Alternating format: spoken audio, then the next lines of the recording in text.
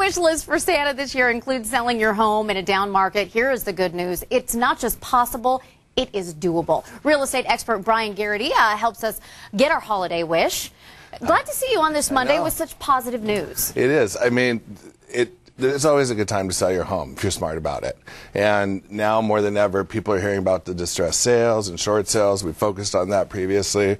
But there's people that have equity in their home. It's a great time to sell. It is. It's always a good time to sell your house, but now more than ever is really, really good time to sell, especially if you're in an equity position and are able to move out or up in your home. What you are talking about, though, today is the smart way to do it, because you say it is possible and it is doable, but there's things that make it more likely. Right. The one thing that you need to be careful of is you need to watch out. You know, most agents are good people. You do have to watch out for agents that will do what's called buying the listing. They'll come in and tell you, oh, I can sell your home $500,000, even though the house down the street exactly like yours sold for $400,000. Got to watch out for that.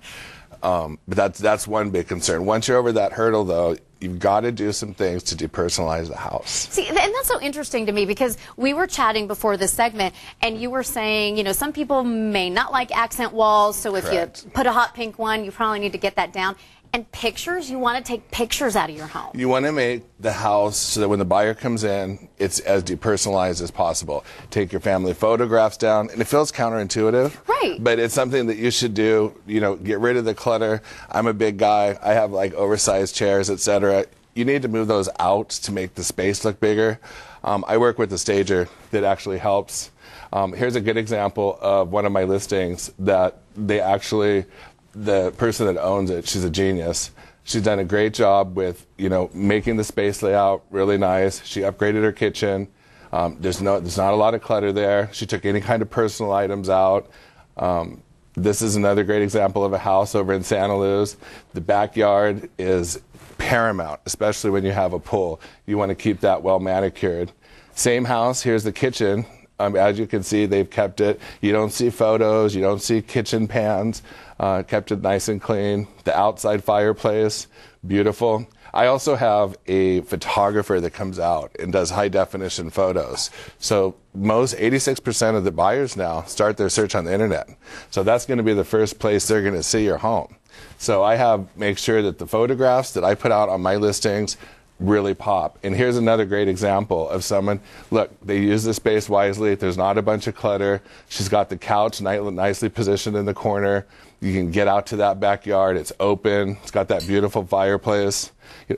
One thing that I think is so fascinating is the psychology behind why you want to depersonalize it. You were saying that when somebody is looking at it, they want to be able to picture their own family there, and maybe to visualize that, they need that blank canvas. Yes, that's right. Just like when you go to buy a new home, and in the model homes you don't see a bunch of personal type stuff, but you do see furniture that fits really perfectly. You see a kitchen that doesn't have a bunch of clutter. It's just important that when the buyer goes into the house, they can imagine this is, oh, my dream home, I found it.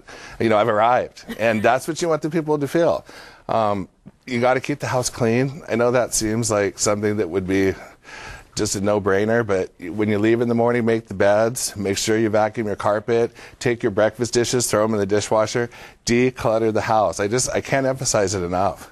You hear sometimes about when people say that they're not just buying a home, they're buying the feeling that they're going to have in the home. How true is that? It's very true. It's the biggest purchase most people are going to make. I mean, and so there's a lot of emotions tied into that. That's your family's everything to me. And for, you know, most people they're going to continue to move up, hopefully, but no matter where they start, this is going to be their biggest purchase, and they've got to imagine themselves and their family living in that house. Right, seeing, you know, that their little, you know, one-year-old's going to take his first step in that hallway and all that good stuff. Okay, so declutterizing, depersonalizing, curb appeal, baby. Curb appeal, hunt. It's the biggest thing. I'm telling you, you got to keep your lawn manicured. You don't let the grass go brown. and add some color. It's not a hard thing to do. Get some plants, you know, have a gardener. Even if you don't have a regular gardener, hire one.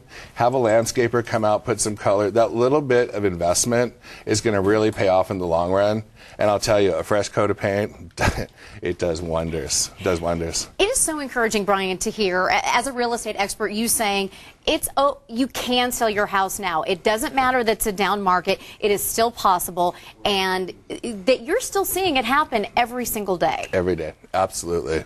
And I'll tell you, the people are gravitating more toward the regular sale because they can get in and out in 30 days. Versus a short sale, you might have to wait 6 or 9 months. And short sales aren't the deals they once were. So if you can sell and you have equity, now's the time. It's always a good time. Are there any certain parts of town that you can say, oh, you know, these homes are selling better in this part of San Diego, these homes not as well? I got to tell you, if you're in the metro area, University Heights, Kensington, Hillcrest, no-brainer, homes move. Carmel Valley is a very hot area. I mean, those houses move. Santa Luz, you know, those are high-end houses. People think, oh, the $1 million houses aren't selling. Not true at all. Those houses are moving. There are some areas that may be a little more of a challenge. I don't want anyone to feel bad that's in those areas, but you know, if you're in an area where there's a challenge, we would sit down and talk about what we could do to improve it. Brian Garrity, real estate expert. Good news for the holidays. Thank you. Santa's going to sell your house, baby. All right, yeah, I I'm love here. it. Thanks. Okay, Thank Renee. you so much. Take care. You too.